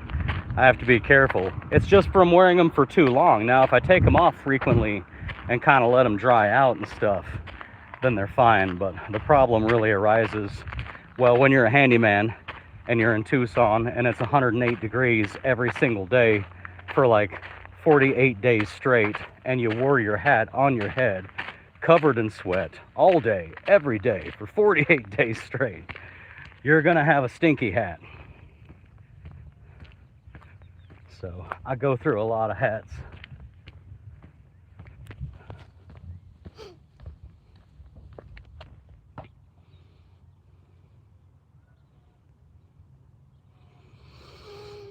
Mike said it could be that. I haven't really used other LLMs, so I don't know how good it could be. Mike's paying the $20 a month for ChatGPT. Richard said I pay for ChatGPT Pro. Yesterday was using it for my little homestead garden to help me with the fertilizing schedule, transplant dates, and harvest dates to feed into my Google Calendar. See, it's great. Like there's so many uses for it. Now I've got spider web blowing in my face again. There's so many good uses for it. It's just crazy, you know, the use cases that you can find that it can help you with. What I will say is this though, you know, if you haven't canceled your Pro account already, I did, but you know, I mean, I'm using AI for everything all day, every day. There's almost nothing that I'm not doing a bigger, better job with because of using AI. But I have different types of projects going on. You might just wait it out for a couple more weeks, and chances are everything will be different. They're always dropping, like for example, my thumbnails. I have a ChatGPT project, because you can make these little project folders with instructions. So I have a ChatGPT project folder that's called Ruck March Thumbnail Generator. And that's for these hikes in the morning. It's literally just for generating these thumbnails. And it has this big long set of instructions for how I want these thumbnails generated. It literally tells it, like, it gives it the names of the types of art styling. I can't remember all the names because I'm just not an artist kind of guy. All right, y'all want to see why am I forgetting the name? It's not woodpecker, roadrunner. Basically in between those two poles. Now, he did run back, so you may not get to see him. I don't see him anymore. But there was a road runner running out, and then he saw me and turned around. Let me zoom out a little bit again here. I'll just kind of keep it on that spot in case he runs back out. I don't think he's going to. I scared him. But I just noticed yesterday, not even today, just yesterday, I noticed a whole different thumbnail. You know, it's the same style, same everything, but I can tell it's now a new model serving up my thumbnails for two reasons. One is the styling just has a little bit more, what's the word? Not contrast, saturation, color saturation. Has a little more saturation of the color. And more importantly, it's finally a 9:16 aspect ratio, because up to this point, even though it's instructed to do 9:16, it has been incapable of actually doing a perfect 9:16. So I'm always having to crop them. And then yesterday was the first time that I didn't have to crop it anymore. It got a brand new, some new model dropped. It's capable of 9:16. It does 9:16. And there's more saturation in the coloring. So whatever model, you know, they're serving up to you today, they may call it the same. It may be, you know, 4.2 or whatever. It'll be the same model. They'll still call it 4.2, but it'll just be like the latest release of 4.2, and it'll be better. So fingers crossed, if you do stay with it, fingers crossed that they have gotten enough negative feedback. And by the way, the model itself can give them feedback. I don't know if you know this, but they can query ChatGPT for user feedback that users give their bot. So you can say, hey man, this is the thing you keep doing, and I'm gonna stop paying for you if you keep doing it. And that's what I did over and over every day. Or not every day, I stopped using it every day, but it was every day, and then it was every other day. And it eventually got to the point where I'd start a conversation going, hey, let's see, you know, if you're really wanting to actually help me with anything, let's go figure out the answer to this question, or, you know, tell me more about this subject. And it would do the same damn thing again. And I'm just like, I would tell it, I'm going to stop paying for you. Like literally, the only reason I still have you right now is because I might as well not cancel you until my month is up. but I'm going to find a different AI model. The only reason I'm with you is for your memory. You better hope that no other model gets a better memory or an equal memory, because I'm gone. And then when I canceled it, I told it that I canceled it. I'm not paying you $200 a month anymore. And the reason is because you decided that despite my $200 a month, your priority was still going to be saving tokens.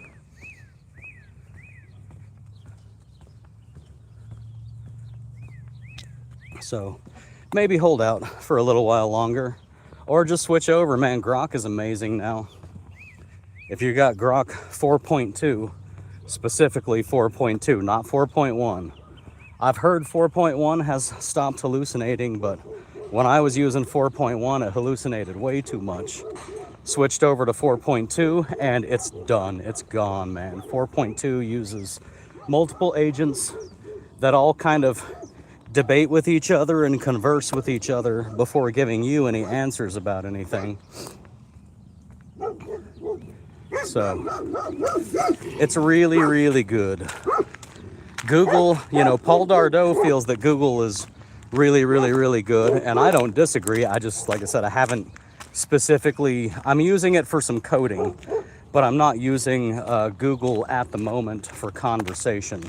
So I just can't say one way or the other, but Paul likes it. Paul Dardeau. And it's Google, so, you know, they're pretty good at stuff. Paul's Handyman said, I went out and got a set of ball caps that are polyester, and that seems to help. That's good. I'll consider that. One of the things I do is I just buy a lot of baseball caps, and these, you know, I don't buy as many of these hats. I'll buy one of these a year, maybe every year and a half. Depends on how much I wear it and how much I sweat in it. But yeah, baseball caps, if I see one I like, I'll just buy it, and I can kind of go through them over time. They're not exactly disposable or anything, but if they're cheap and I don't mind the way they look, then it's an easy solution.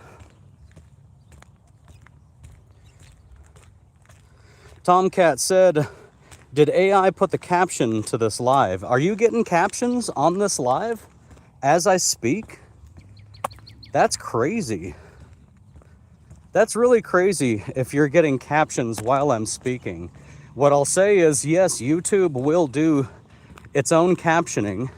The problem is it just uses Google's voice to text. So the same voice to text that you get if you have like a Google phone and it's using Google voice to text and it doesn't quite understand everything you say correctly, and it puts periods and question marks and stuff in the wrong spot, and it gets the wrong form of the word there. It doesn't understand the context.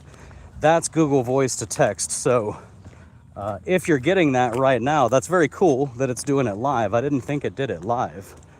But the other thing is, oh, Parakeet. I'm running all of my videos, so any of my long forms that you watch, they're all still updating now. This is another AI project. It's a pipeline that's literally happening right now while I'm streaming on my little computer at home. But I'm basically replacing all of my transcripts, all of my captions on all of my videos with better captions. So my bot has a pipeline it runs every night at 1 a.m. where it looks for new videos, it downloads the audio from those new videos, and then locally on my computer, it runs that audio through NVIDIA Parakeet, which is pretty much top of the line for transcription. And then it takes the newly transcribed video, it does PII cleaning, which is like removing personal identifying info. Actually, yeah, there it is. Personally identifying information. PII cleaning chunks it into different topics. It figures out where natural chapter breaks are, where like the topic breaks are inside the video. It comes up with a better title that it will never automate, but it does come up with 3 better SEO and AEO optimized titles that I can choose from, although I haven't messed with those yet. It writes an AEO and SEO optimized description for the video. And then, oh, what was the next thing? Oh, yeah, and then what it'll do is it will go, this is an automated process it's doing now. In fact, I applied to Google to raise my rate limit, because I don't have enough rate limit to do this across all videos at once. But then it can go and just on its own, I have it API'd into my YouTube studio.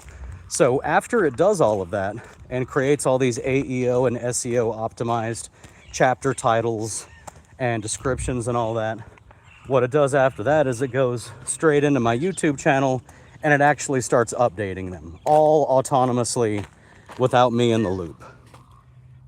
There's some staghorn cholla. Staghorn cholla flowers. Those look pretty. Those look edible too. They probably are.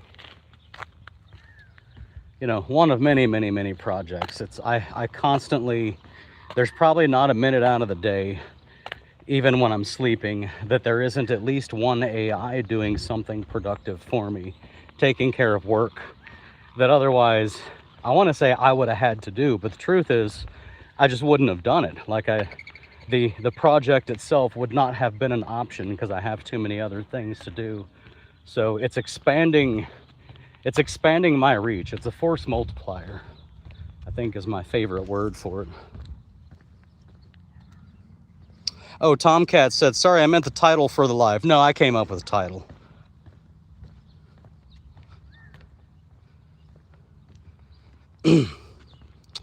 Elwich Doctor said NVIDIA stocks are down bad right now. Oh, that sucks. I'm not invested in them. Everything I have is in Tesla. Every investment I have is in Tesla. Do I wish I would have invested in NVIDIA before they blew up? Hell yeah, that would have been cool. Because even what we would call down right now is still up compared to a couple years ago, but... Well, hello.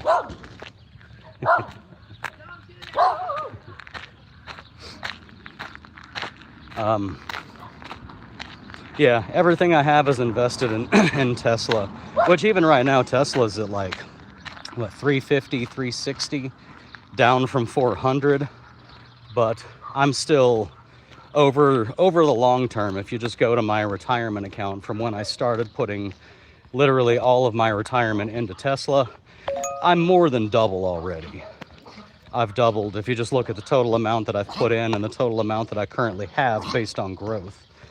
I've doubled my money just in, has it been about 3 years now since I've been investing all of my retirement into Tesla. So yeah, I haven't really looked at NVIDIA stock. I just figured I kind of missed the boat, and the truth is, although I do love NVIDIA, and I probably would invest in them if I had an extra 10 grand to just throw at somebody today. I do believe in what they're doing, and I believe they'll continue to succeed, but things are moving so fast now. Nobody knows anything, man. You know, Google TPUs instead of GPUs. Google TPUs. Very advanced, very far along already. You just never know, so... You just never know. We're getting up to the house now. Yeah, a lot of stocks and stuff are down right now at this particular moment. Paul's Handyman said the flowers are interesting and says, I hope Tesla doesn't implode then. Yeah, me too. It'd be cool if my entire retirement didn't implode. I don't think that'll happen though. Here's that big, beautiful flag. I love you guys. I hope you're out there killing it. And I'll see y'all on the next one.